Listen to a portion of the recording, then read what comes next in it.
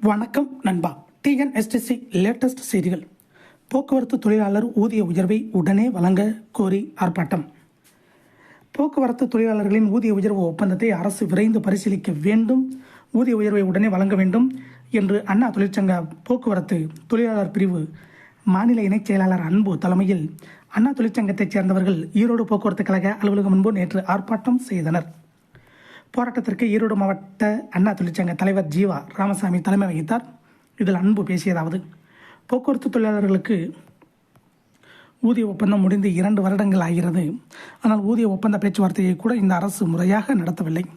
கடந்த அதிமுக ஆட்சியில் ஊதிய ஒப்பந்த பேச்சுவார்த்தை நடத்தி தொழிலாளர்கள் ஒவ்வொருவருக்கும் சுமார் 3500 5000 வரை ஊதிய உயர்வு செய்யப்பட்டது.